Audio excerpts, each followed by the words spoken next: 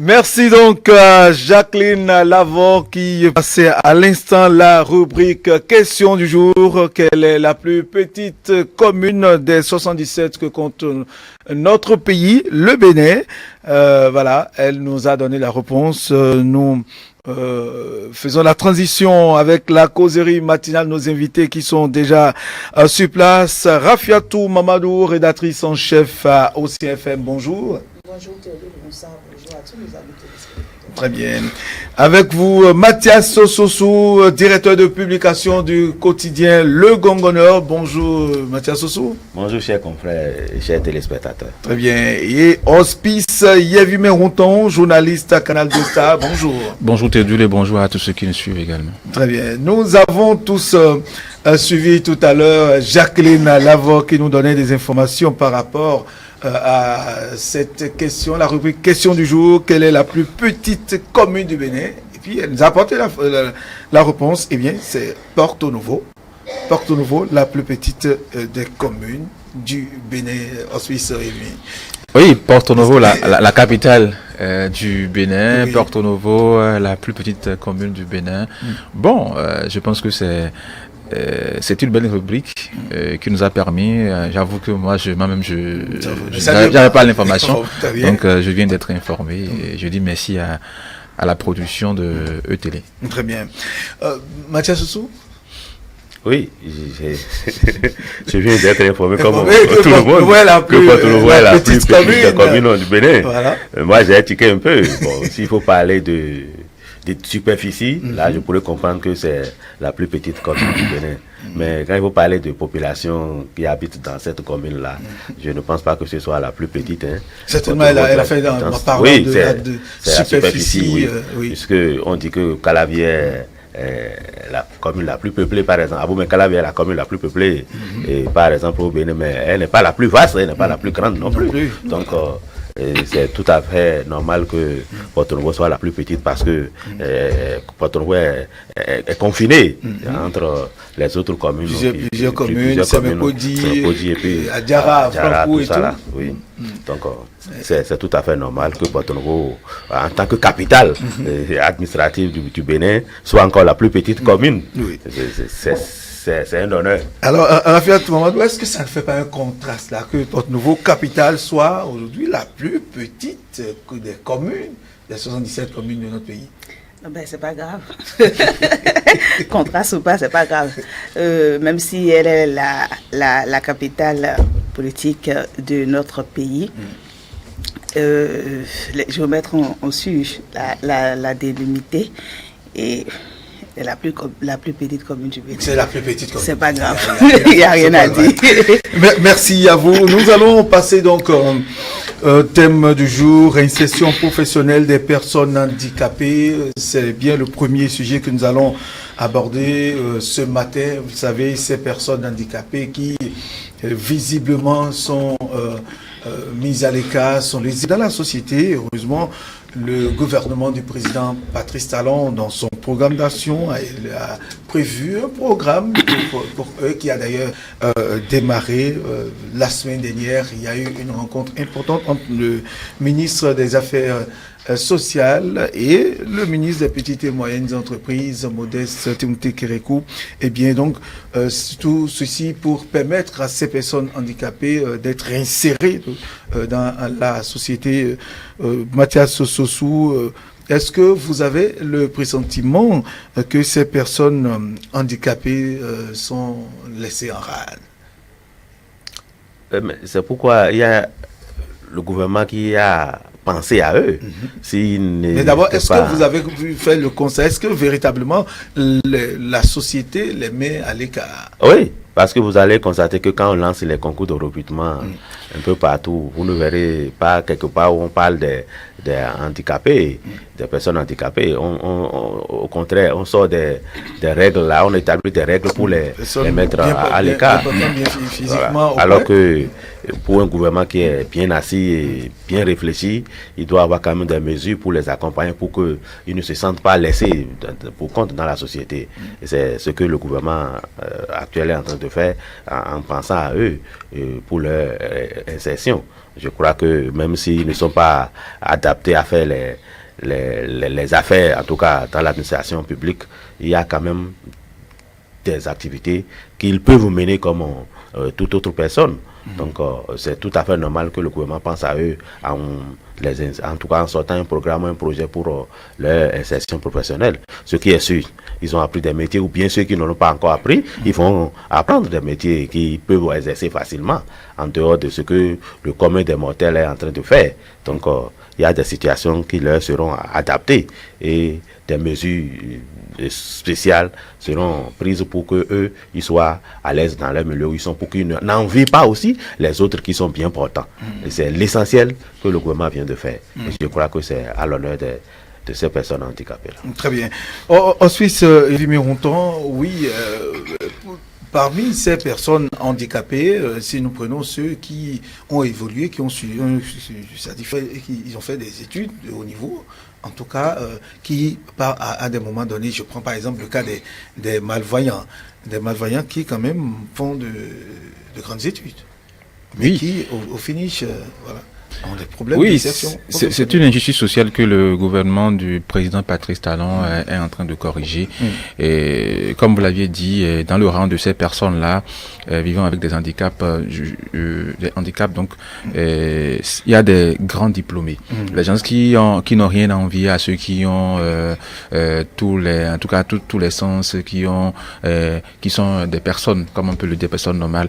Donc ils n'ont rien à envier à ceux-là. Seulement que le seul mal, le seul péché est de qu'ils sont portent un handicap et longtemps ils ont été marginalisés, je vais dire, ils ont été considérés comme des gens qui n'ont pas leur place dans la société béninoise.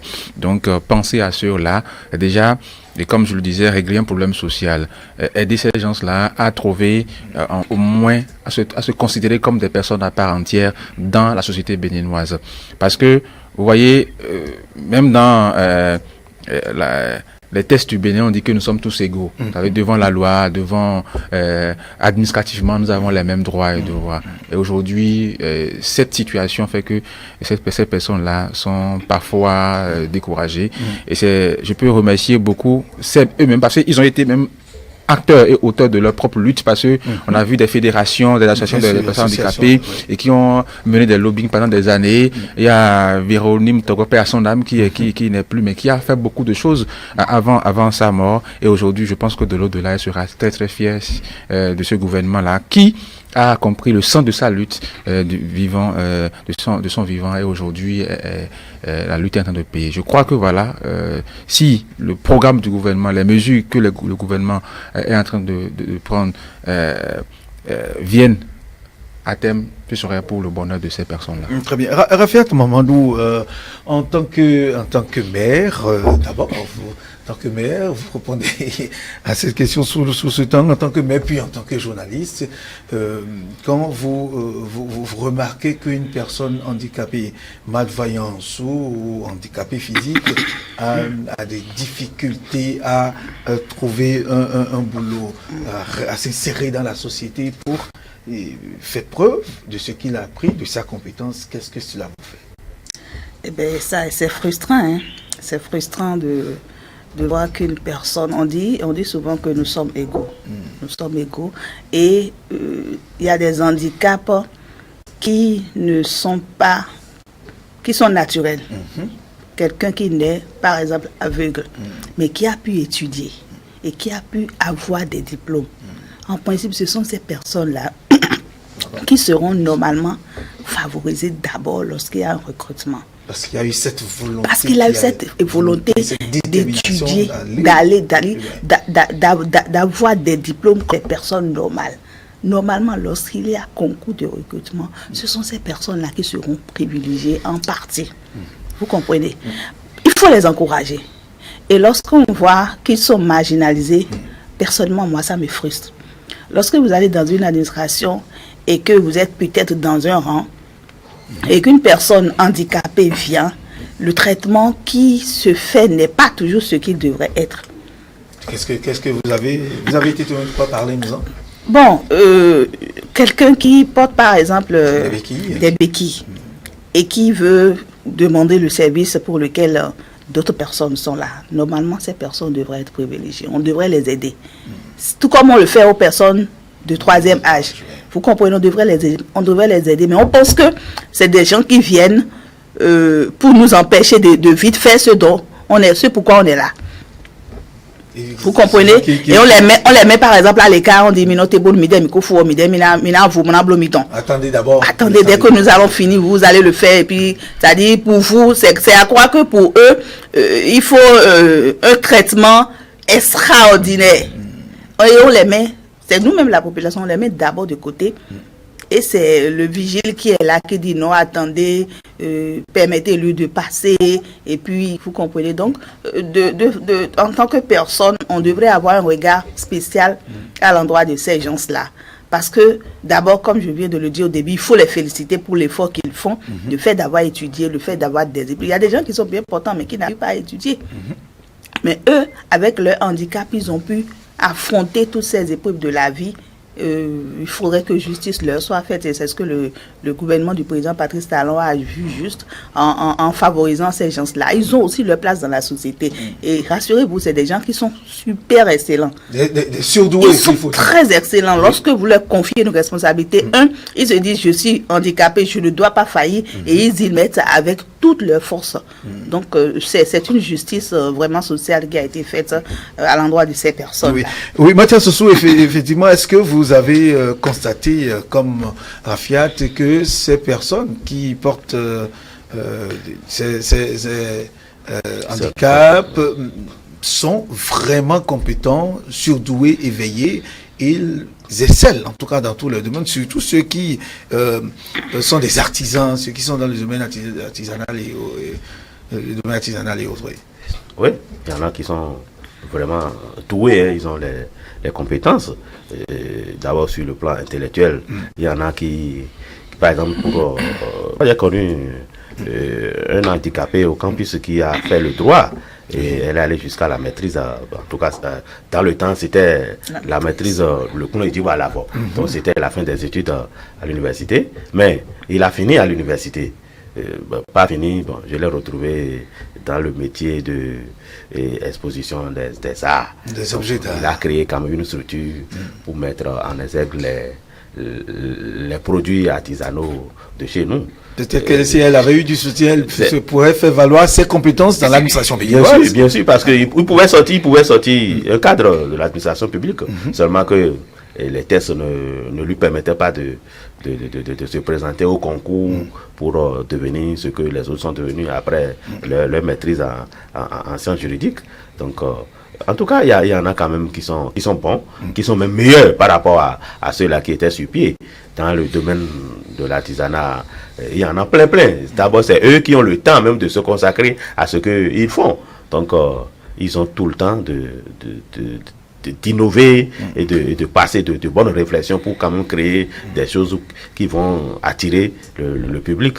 Et ils sont tellement doués que pour le moment, ils sont tellement nombreux. Et puis, c'est ce fait-là qui a même attiré l'attention du chef de l'État, en tout cas du gouvernement de Patrice Talon, qui a été obligé à penser à eux en initiant ces différentes réformes-là à leur endroit. Et je crois que ils vont s'y plaire parce que c'est important. C'est important de penser à ces gens-là. Comme l'a dit ma consoeur tout à l'heure, c'est des gens que le commun des Béninois ou bien des mortels classent parce qu'ils se disent qu'ils ne sont pas capables de faire certaines choses. Alors que en leur âme et conscience, ils savent qu'ils peuvent bien faire comme nous aussi nous le faisons. Seulement qu'il y en a qui ne se tiennent pas sur les deux pieds pour faire effectivement ce que les autres font. sur les deux pieds, et les autres, les handicapés, les personnes handicapées, ils n'ont pas demandé à naître handicapés. C'est un mal qui arrive comme ça. Ils n'ont pas demandé à l'être. Il y a des gens qui sont bien portants. Et à un certain âge, il y avait quand même le vaccin contre la poliomyélite qui n'existait pas, qui avait rendu beaucoup de personnes handicapées. Je vais nommer Feu Zoulé, qui était Zoulé Sangaré, qui était une bonne chanteuse de la musique béninoise. Voilà. C'est des cas comme ça qu'on a déploré. C'est des gens qui n'ont pas demandé à naître, mais qui ont été contraints par des situations sociales, je dirais, et à vivre cette situation jusqu'à peut-être mourir, comme on peut le dire. Donc il faut quand même faire un geste de leur côté pour quand même leur rappeler qu'ils sont tout autant utiles dans la société comme tout le monde. Très bien. Vous avez évoqué le nom de Zoulé Sangaré et ça me fait penser Zoulé Sangaré à qui nous avons une pensée spéciale. Nous saluons ici sa mémoire puisque nous parlons des personnes handicapées. Ça me fait penser à l'un de ces morceaux où elle chantait être handicapé n'est pas une fatalité. Être handicapé n'est pas une fatalité. Mais quand on a un cerveau pour penser, on peut faire beaucoup de choses. On peut faire beaucoup de choses. Alors, Hospice Yevimi, donc c'est véritablement un ouf de soulagement. Et déjà à travers ce morceau de Zoulé Sangaré, c'était la détermination. On l'avait vu chanter avec un Ivoirien. C'est pour dire qu'ils sont capables, ils sont aptes. Il peut faire beaucoup de choses et donc un ouf de soulagement pour eux aujourd'hui si le gouvernement à travers l'organisation internationale handicap a pensé à eux en les structurant. On en avait vu avec les albinos la dernière fois, avec le ministre des Affaires sociales aujourd'hui, les personnes handicapées aussi sont dans le schéma. Oui, c'est un peu pour dire comme Zoulé et celui avec qui j'ai l'artiste ivoirien, pour dire que le vrai handicap n'est pas sur le physique, c'est d'abord mental. Lorsque mentalement vous êtes encore apte, vous pouvez faire beaucoup de choses. Lorsque mentalement vous avez des attitudes des aptitudes à faire valoir, il faut le faire. Donc je crois que le gouvernement du président Patrice Talon, à travers son ministère des Affaires sociales, est en train de jouer un grand rôle. Vous avez parlé des albinos il y a quelques semaines. Aujourd'hui, les handicapés, c'est pour dire, c'est un peu ce qu'on appelle vraiment la prospérité partagée. Parce que lorsque vous partagez la prospérité et que c'est à une classe, à une certaine catégorie de la population, ce partage est dirigé, c'est pas toujours bien. Donc les handicapés sont comme le frère. Et cette situation va accompagner beaucoup, va encourager beaucoup les familles. Parce que vous savez que cette situation de marginalisation au niveau de ces handicapés-là fait que lorsqu'un parent a un enfant qui naît avec ces malformations physiques et autres là, on les cache. On se dit, mais voilà, j'ai avec moi un monstre, j'ai avec moi un enfant sorcier, il sera inutile à la société, il ne pourra rien faire. Donc on les cache. Mais désormais, avec ces réformes que le gouvernement du président Patrice Talon, désormais ces gens-là peuvent s'afficher avec fierté et ça va encourager aussi ces parents qui ont ces enfants-là dans leur maison, de les envoyer à l'école parce qu'ils auront l'assurance que voilà, une fois à l'école, avec des diplômes, ils seront capables de vivre leur vie normalement comme des personnes physiquement normales. Très bien, nous allons faire un tour d'étape par rapport à ce sujet pour vous inviter à dire un mot à ces personnes qui portent cet handicap, qui se sentent marginalisées. Nous allons commencer par l'aîné, monsieur Mathias Soso, directeur de publication du Gongoneur. Le seul mot que je peux leur dire, c'est l'encouragement et puis la persévérance, qui ne pense pas que tout est déjà fini. Tant qu'il y a la vie, quand il y a le souffle, il y a encore des choses devant qu'on peut faire. Donc il ne se décourage jamais. Et la vie est encore devant. Très bien. Rafia, tout Mamadou? Moi, je pense qu'il faut dire merci au gouvernement. Parce que, vous savez, lorsque ce gouvernement a pris service, on le traitait d'un gouvernement trop dur. On pense que c'est un gouvernement qui n'a pas le sens du social. Et par ces actes qu'il pose dernièrement, on est tellement épaté qu'on se dise, ceux qui avaient mal avaient eu peut-être au tort. Je dis un sincère merci au gouvernement, au président Patrice Talon, pour toutes les réflexions qu'il mène pour le bien-être de la population béninoise. À ces personnes handicapées, je leur demande de foncer. Je leur demande d'oublier leur handicap. Ils sont capables de beaucoup de choses. Il suffit seulement qu'ils osent. Ils n'ont qu'à oser. Ceux qui sont encore, ceux qui ne se sont pas encore affichés dans les autres associations, qu'ils s'affichent, qu'ils se prononcent, qu'ils donnent, c'est-à-dire qu'ils manifestent une envie forte d'intégrer la société. Quant à nous qui sommes, disons, bien portants, ils ne sont pas malades, hein, quant à nous qui avons nos sens bien debout, je nous demande d'être un peu plus complaisants envers ces personnes-là, qu'on se dise nous sommes tous les mêmes et qu'on les aide lorsque nous sommes en face d'eux et qu'on sente qu'ils ont besoin de nous, qu'on leur tende la main, et puis ça dit qu'on soit familier avec ces personnes handicapées pour le rayonnement de la population. Je vais dire félicitations et courage à ces personnes-là parce que, comme je le disais, elles ont cru en leur lutte à travers les différentes fédérations, associations créées pour ces personnes-là. Et aujourd'hui, la lutte est en train de payer à travers les actions de ce gouvernement que je félicite également. Donc, je pense que le bout du tunnel est là, proche. Donc, je leur dis félicitations et que une fois dans les différentes administrations, que ces personnes prouvent vraiment que voilà, elles ont du mérite. Très bien.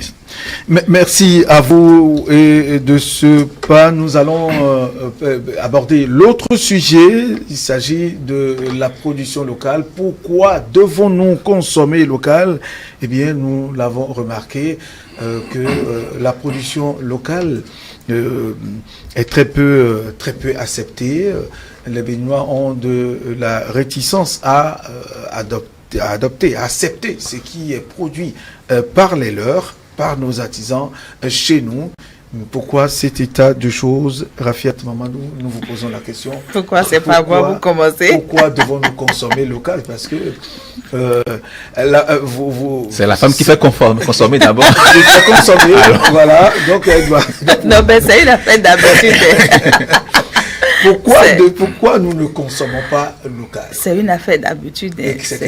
Par exemple, moi, quand je prends le simple exemple du riz, lorsque le riz n'est pas un peu raffiné, je n'arrive pas à bien manger. Parce que j'ai été habituée à consommer ça. Vous voulez dire parfumé, c'est ça? Bon, plus ou moins, il y a des riz glacés. Ou des riz glacés qui ne sont pas parfumés. Mais lorsque le riz n'est pas propre, fin, doux, ça dit, c'est pas aisé de le consommer. Et c'est en cela que je dis que c'est une affaire d'habitude, parce que depuis notre bas âge, on nous a appris cela. Et puis, il y a aussi le fait que nos productions locales peut-être manquent de financement qu'il faut pour qu'il soit agréable. Pour qu'il soit agréable. Lorsque je prends le riz, par exemple, produit ici, je prends juste l'exemple du riz produit ici. Avant que ce riz ne soit vraiment agréable, il faut l'accompagner peut-être de l'huile, de l'oignon, c'est-à-dire il faut le charger pour qu'il soit mieux agréable à manger. Peut-être que nos producteurs... Il y a certains producteurs qui produisent du très bon riz. Non, pour ce que je sais pour le moment, oui. Pour ce que je sais, quand le riz n'est pas parfumé et qu'il est produit au Bénin, il faut y mettre du parfum. Il faut y mettre du parfum. il faut le rendre agréable.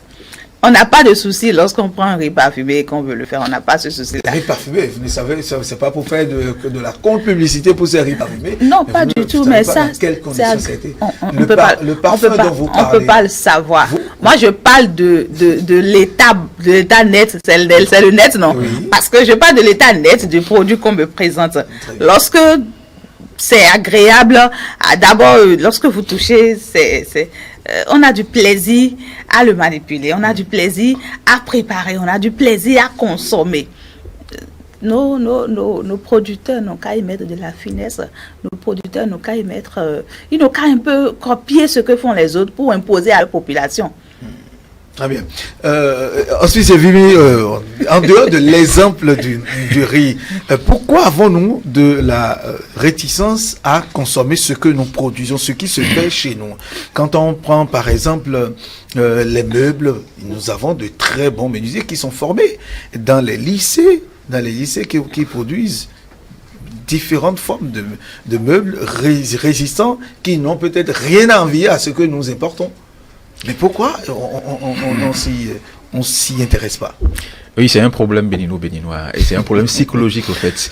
Parce que comme l'a dit l'autre, il faut corriger la tête de la tête, comme Badou le disait dans l'une de ses publicités.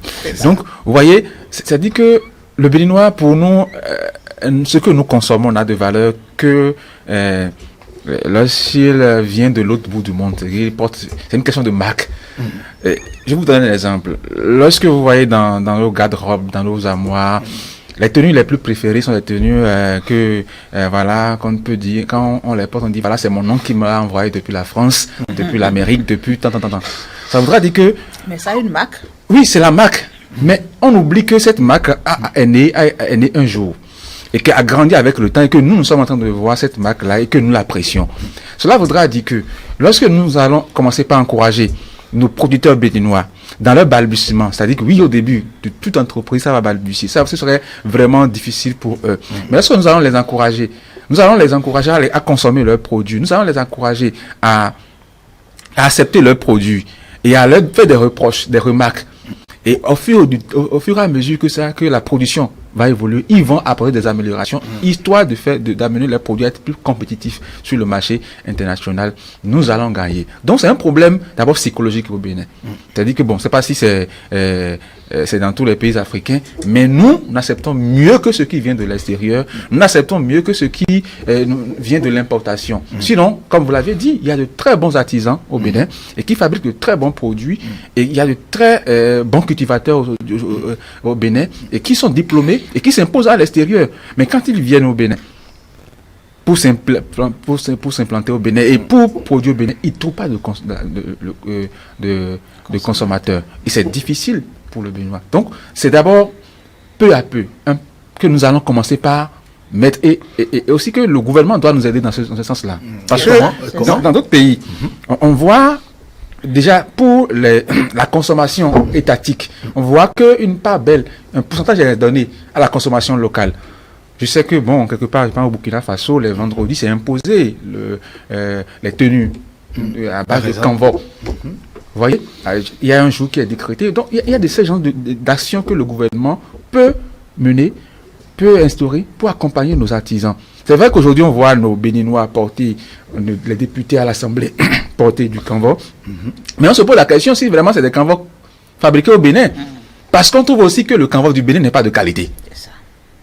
Et que au Niger ou bien au Burkina Faso, il y a de la qualité. Alors que les tisserands artisans a passé des jours, des heures à concevoir la toile. Alors qu'à Djougou, il y a un centre réservé à cela et les dames fabriquent de très bons canvas là-bas. Donc, c'est un problème psychologique qu'il faut d'abord régler. Mais il faut que les lois accompagnent. Les artisans mettent la finesse dans leur production. Oui, c'est un défaut. Il faut qu'ils y mettent la qualité. La finesse vient... Vous savez, on a dit que le Coca-Cola, pour sa première vente, a vendu 31 bouteilles.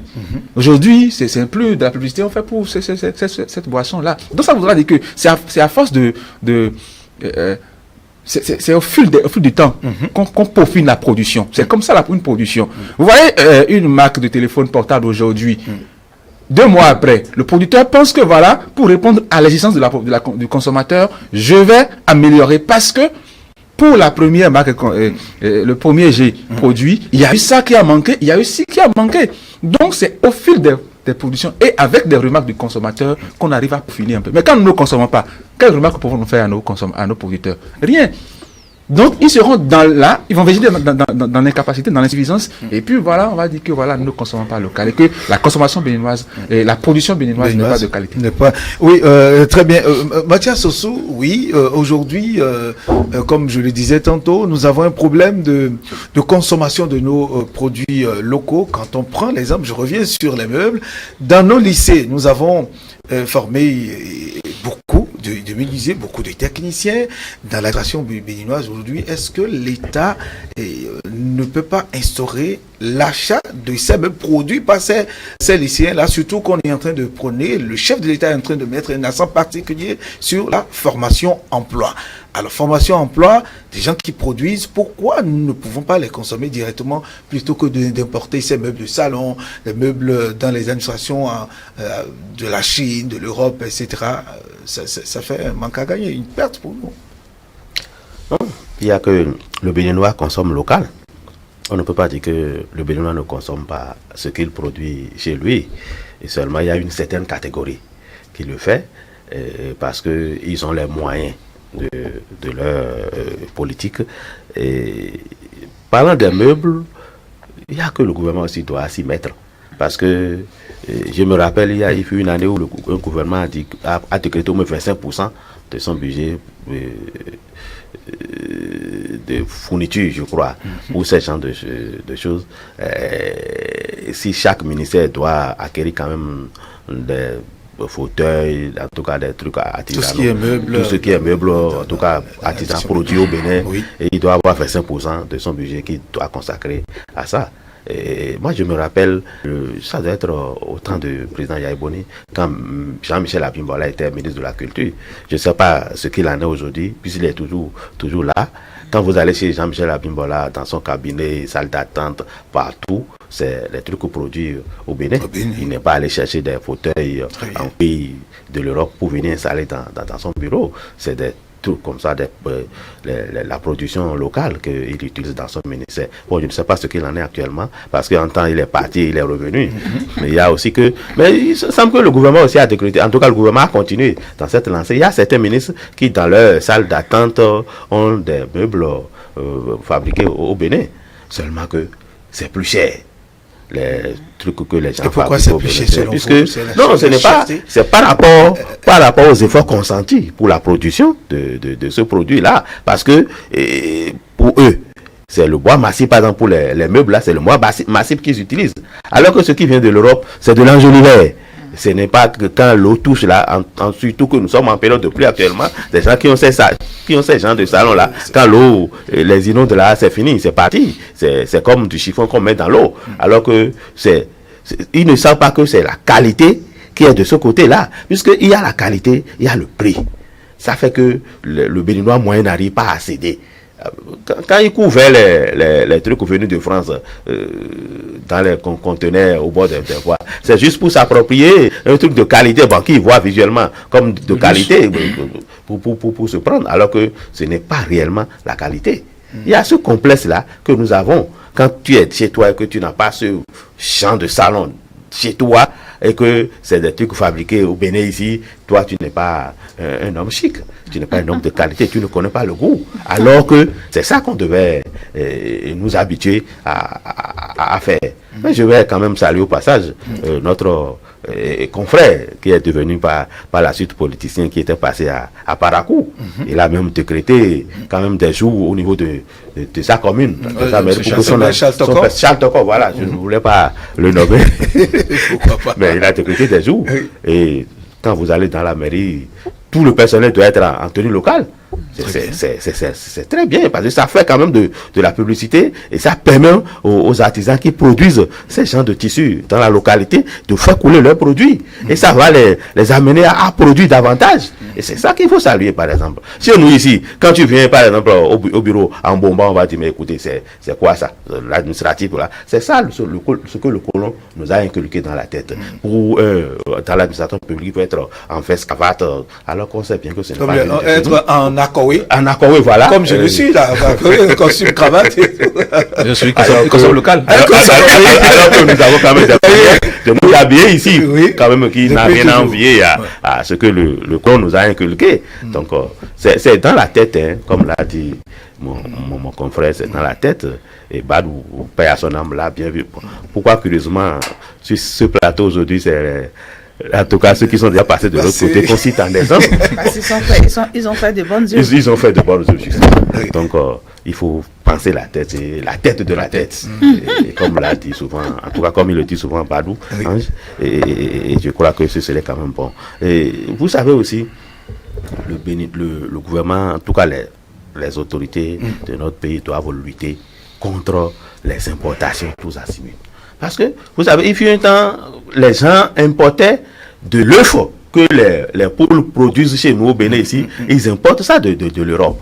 Et les œufs là étaient datés. Et pour concurrencer les producteurs locaux. Les producteurs, ceux qui ont des fermes et qui ont engagé des jeunes qui sont des centres d'incubation. Voilà. Donc, je crois qu'avec le temps, on a fini avec ça. Les producteurs locaux avaient tout le temps grévé, ils se sont soulevés quand ils ont dénoncé ce fait. Mais aujourd'hui, l'œuvre qui est produite sur le terrain béninois aujourd'hui n'arrive même pas à satisfaire la demande. Ça veut dire que celui qui produit doit nécessairement couler son produit et chercher à en produire davantage. Oui. Donc, c'est aussi une politique que le gouvernement doit adopter pour accompagner ces gens-là. Et je sais que déjà le gouvernement le fait parce qu'il subventionne des activités du genre dans l'élevage et consorts pour que au moins la demande ne soit pas trop supérieure à la production. Et c'est déjà quelque chose, il faut le remercier pour ça et continuer davantage à nous aider dans ce sens-là. Parce que c'est la politique du gouvernement qui va toujours nous contraindre à consommer local.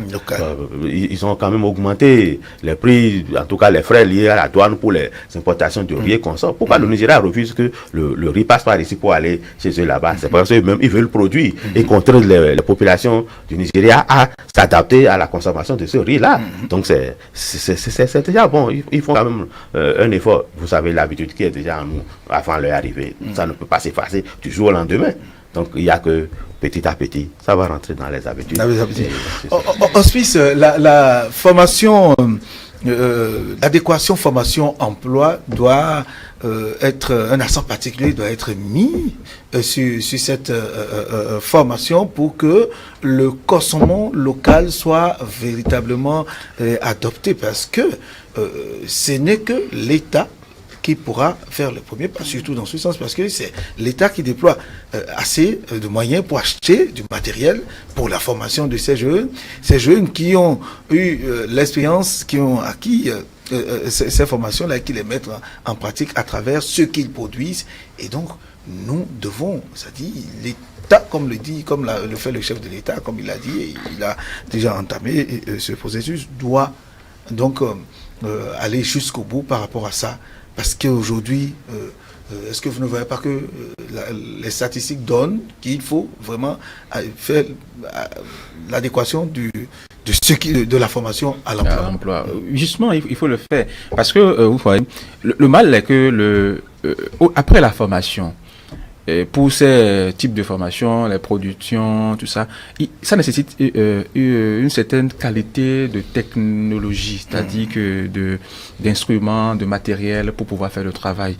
Et avoir ces matériels-là parfois coûte très cher à l'étudiant qui vient qui finit sa formation. Donc ça fait que voilà, il se pavane un peu d'abord, il se dit voilà, j'irai d'abord voir et me faire un peu de sous, faire quelques jobs avant de m'approprier ce matériel-là. Et ça fait que peut-être il ne finit jamais d'avoir le sou et il laisse le chemin et il devient autre chose. Et c'est pour cela que je vais inviter peut-être le gouvernement à accompagner, à créer aussi des unités de production. C'est-à-dire une fois, de voir aujourd'hui les types de formations qui sont en train d'être faites par les étudiants, et voir les débouchés en même temps avant la fin de leur formation. C'est-à-dire que pour un étudiant qui est en train de faire de l'architecture, par exemple, ou bien de l'agro, qui est dans l'agroalimentaire, qui est déjà à la fin de sa formation, de cette promotion-là, qui a une unité au moins de production agroalimentaire, qui peut déjà employer cet étudiant-là, histoire de lui permettre d'être un peu autonome, d'avoir aussi de moins. Parce qu'il faut aussi ça. Il faut aussi miser sur l'entrepreneuriat. Il ne faut pas attendre que le gouvernement soit seulement celui qui va créer tout pour nous.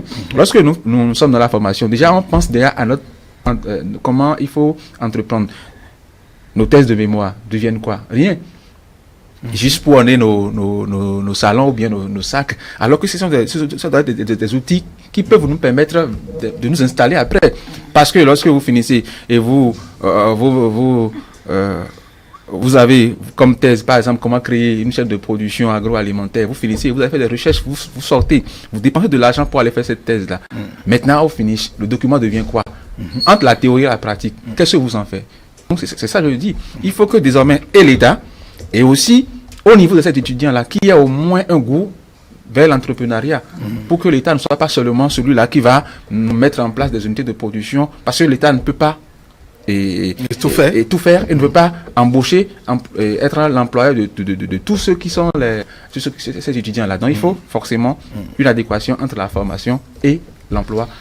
Et pour permettre et l'État doit lancer le premier jet pour que à la sortie, que les premières années de l'étudiant soient au profit d'abord de l'État pour que l'étudiant puisse être un peu plus à l'aise d'abord et financièrement avant de se lancer. Très bien. Nous allons faire rapidement un dernier tour de table pour conclure. Rafiat Mamadou, votre mot de fin par rapport aux deux sujets. Oui, par rapport au dernier sujet, je pense qu'Hospice a déjà évoqué ce qu'il faut. Il faudrait que l'État accompagne ses étudiants qui finissent la formation. Et j'insiste encore sur la qualité de ces formations. J'insiste sur la finesse. Parce que ces produits locaux c'est-à-dire si ce qu'on nous présente est de bonne qualité, si ce qu'on nous présente est beau d'office, on doit nous diriger vers eux. Et que l'État également prenne une disposition pour imposer cette consommation-là aux populations d'une manière ou d'une autre, pour qu'on se sente vraiment imprégné, pour qu'on se dise nous avons le devoir de le faire. Nous avons le devoir de soutenir nos frères et sœurs qui font du bon boulot. Nous avons le devoir de les accompagner. Donc il n'y a que l'État qui puisse nous imposer ces habitudes-là. Et je crois qu'avec le temps, on va s'y conformer. Vous y croyez fortement? Je pense bien. Si ce qu'on nous présente est bon, si ce qu'on nous présente est beau et de qualité, il n'y a pas de quoi est-ce qu'on ne s'y attende pas. Mathias Soussou? Non, seulement je vais demander à nos artisans, à nos producteurs locaux de mettre la qualité au service de ce qu'ils produisent et demander aussi à ces jeunes-là qui, comme on l'a évoqué tout à l'heure, les étudiants qui se forment et qui après attendent l'État pour s'installer, il faut que quand même on ait la culture de l'association, de la vie en société, parce que ces étudiants qui savent que à la fin, dans 3 ans, ils vont finir leur formation. Pourquoi ne pas se retrouver en association et créer peut-être une seule unité de production en attendant, puis avec cette seule unité de production, quand ils vont persévérer un peu dedans, ils vont trouver les moyens pour installer pour tous ceux qui sont dans le groupe, où ils n'ont pas à attendre nécessairement le gouvernement, que le gouvernement leur vienne en aide avant qu'ils ne réalisent ce qu'ils veulent réaliser. Donc il faut quand même mettre l'accent sur ces regroupements qui puissent les aider à faire chose là, à se développer. Seulement qu'il y a un hic qui est là, parce que le Béninois n'aime pas faire des trucs en association, parce qu'il a peur qu'il soit grugé par les pairs, ainsi de suite. Le Béninois n'est pas toujours fidèle au groupe. Hein? Voilà. Le Béninois? Le Béninois n'est pas toujours fidèle au groupe. S'il travaille, peut-être il trouve que c'est lui qui fait trop, il fait plus que tout le groupe. Et ainsi de suite. Ça c'est rien après. Donc il faut quand même que l'on ait cette culture pour booster les choses. Très bien. Hospice Vivi? Oui, moi je vais plus inviter nos consommateurs à être un peu plus regardants, un peu plus souple envers nos producteurs, parce que c'est en consommant que la qualité viendra. Même si la qualité n'est pas encore 100% ce qu'on aurait souhaité dans l'importation, minisine loquin, c'est que et consommons d'abord. On va souffrir pour chercher de l'argent et on souffre encore, on va encore souffrir pour consommer. Non, c'est pour créer d'une économie locale au fait, c'est pour accompagner nos producteurs. Donc souffrons, consommons, mais si ça peut, c'est que ça va nous tuer pour l'instant, mais nous allons souffrir et consommer. Et je vais féliciter le gouvernement également pour la situation des handicapés, et des handicapés plutôt, et puis accompagner nos amis producteurs. Moi, je suis là, consommateur. Passif ou pas, je vais consommer tout ce qui est béninois. Et donc, vous consommez béninois? Je consomme béninois. Celui qui nous a démontré qu'il consomme véritablement béninois sur le plateau, c'est Mathias Soussou. Qui fait honneur à tous nos artisans, couturiers, tailleurs, brodeurs. Non, mais moi, je consomme. Quand c'est bon, je consomme. Oui. Quand c'est bon, je consomme. Mais vous l'avez pas consommé? Je ne me fais pas prier.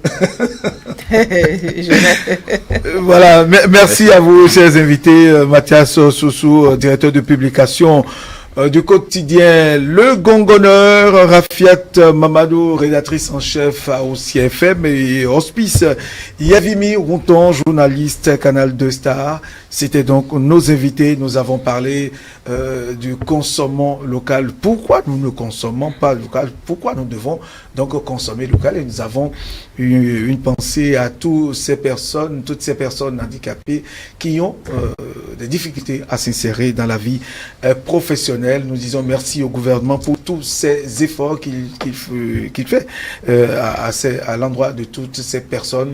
Chers téléspectateurs, merci de nous avoir suivis. Ce sera tout pour ce matin. Merci. On se retrouve demain. Pour demain, ce sera un autre jour.